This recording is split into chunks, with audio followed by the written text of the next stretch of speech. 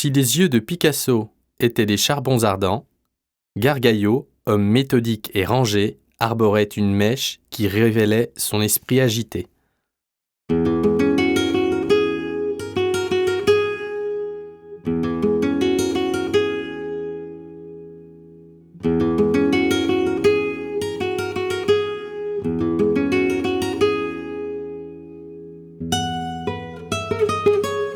À l'aide du marbre et de la terre cuite, il nous a offert la beauté classique des nus dans toute leur perfection.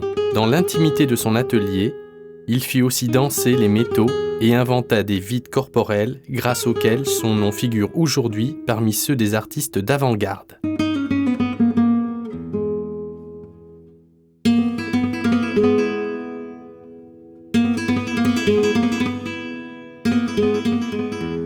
Un homme paisible en apparence, mais habité d'un feu créateur que seule cette mèche de cheveux rebelles laissait pressentir.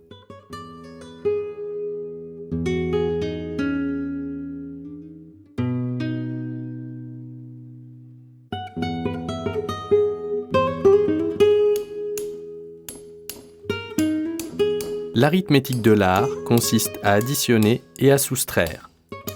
Pendant des siècles, la sculpture classique a été considérée comme l'art de la soustraction. Le marbre ne permet pas l'erreur. L'application de la force et la quête de l'exactitude sont les mots d'ordre. Le coup doit être précis. La finition d'une grande douceur, le sculpteur devait allier puissance et tendresse.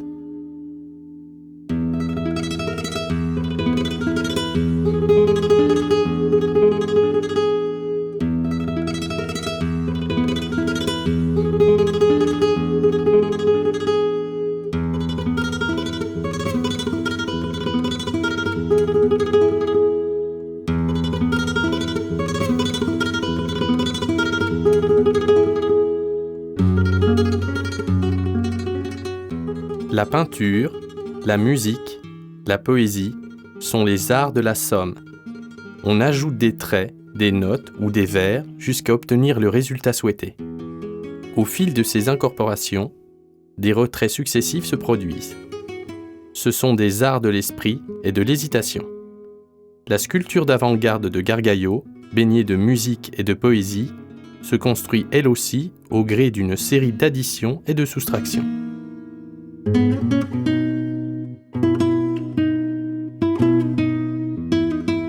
Enfant, Gargaillo apprend à compter à l'école, dans un village aragonais. Son apprentissage et son épanouissement en tant que sculpteur surviennent entre les deux villes qui ont tracé l'axe de sa vie, Barcelone et Paris.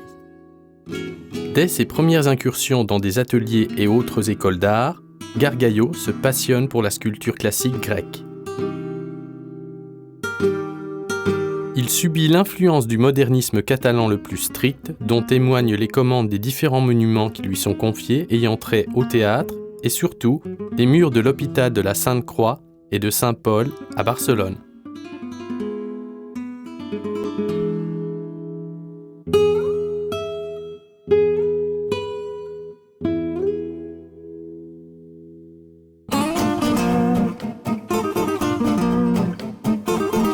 En 1903, il se rend pour la première fois à Paris, où il admire Rodin, puis Mayol, et beaucoup plus tard se laisse séduire par l'art déco le plus dépouillé. Barcelone-Paris, un voyage physique et spirituel qu'il entreprend à plusieurs époques de sa vie et qui entretient la flamme de sa passion créatrice.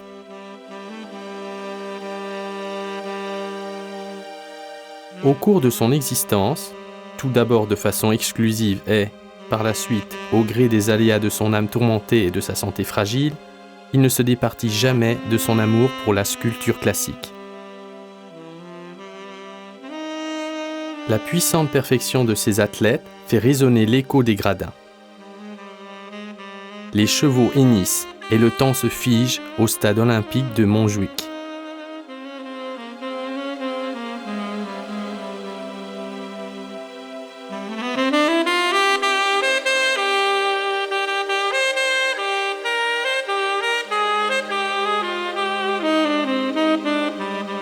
Gargaillo n'est nullement prisonnier des formes classiques. Il sait que l'art est en quête de nouvelles géographies, de nouveaux supports.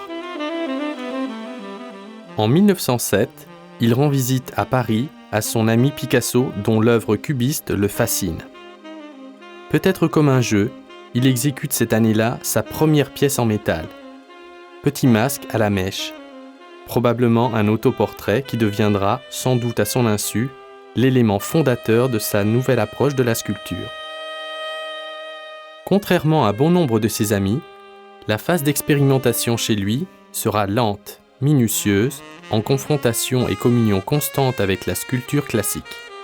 Sans jamais délaisser la pierre ou la terre cuite, qui sera ensuite remplacée par le bronze, ses mains s'orientent de plus en plus vers le travail direct des métaux, le cuivre, le laiton, le plomb ou le fer, susceptibles d'être enchâssés et soudés, d'être ployés, tordus, repoussés, enfoncés.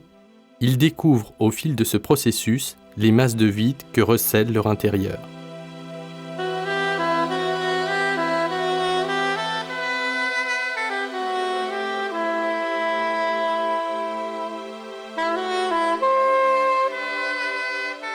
Dans son atelier, seul, il livre des batailles silencieuses contre les métaux et l'espace. Il entreprend une évolution, pas toujours facile à appréhender, vers la simplicité, vers la construction de masses faites de vide, à peine tracées par des lignes ou des plaques de métal. Seuls quelques masques, comme celui de Magali, qu'il rencontre à Paris en 1913, sont plus fermés, comme s'ils abritaient un mystère que Gargaillo n'était pas encore parvenu à percer.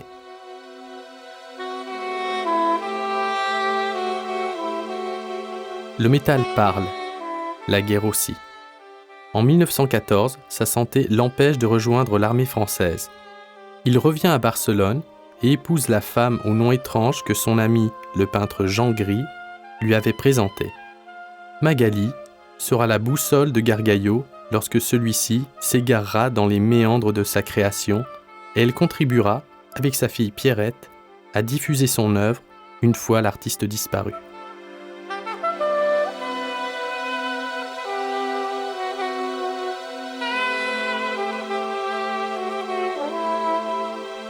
À Barcelone, il se lance dans l'orfèvrerie, comme si sa santé délicate et l'angoisse de la guerre l'entraînaient vers des ouvrages raffinés. En 1920, il commence à travailler sur des plaques de plomb, un métal tendre, dépressible. Il découvre à l'opposé de la convexité, la concavité. Là où il y avait un sein ou un ventre, il propose un creux qui capte la lumière et crée une impression de plein, de masse. Ce sont de petites pièces très proches de ce que l'on pourrait appeler une sculpture cubiste. Les deux étapes que nous avons décrites, celle des masques et des figures en plomb aux espaces concaves, ne sont qu'une ébauche de ce qui constituera par la suite sa découverte de génie.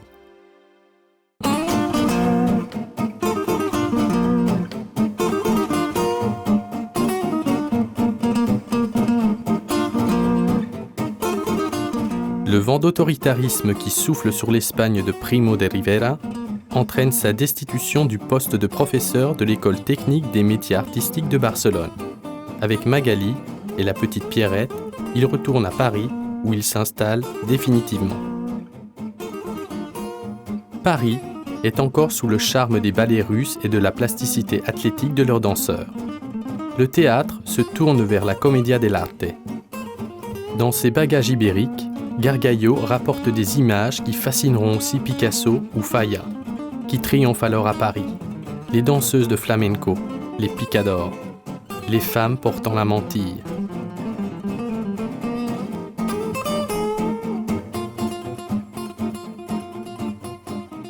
Il y achève une série de pièces classiques et explore un nouveau champ d'expérimentation, les modèles en carton. Il analyse des personnages qu'il imagine et dessine avant de les décomposer en plusieurs fragments et de les faire évoluer dans l'espace. Il construit des jambes, des hanches, des jupes qui évoquent des ailes d'insectes. Il trace des espaces concaves et découvre des creux. Tout ceci conformément à des règles dont émanent classicisme et apesanteur.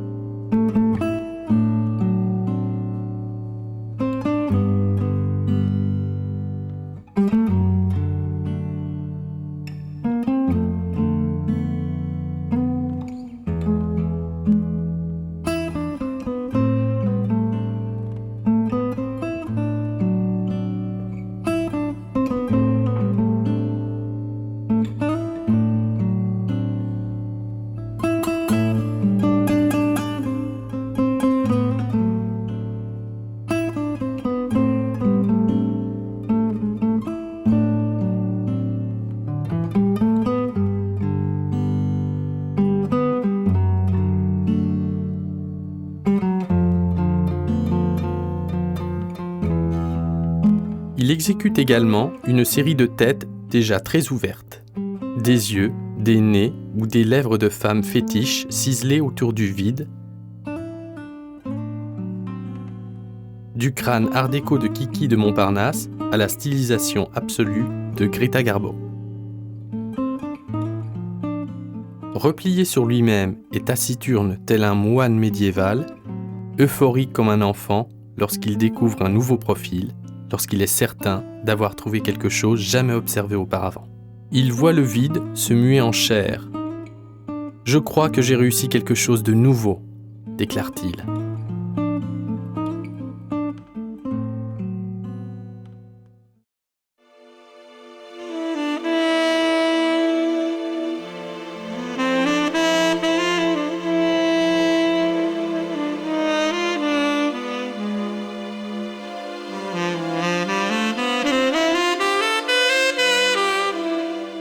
Entre 1933 et 1934, il se lance dans une activité frénétique.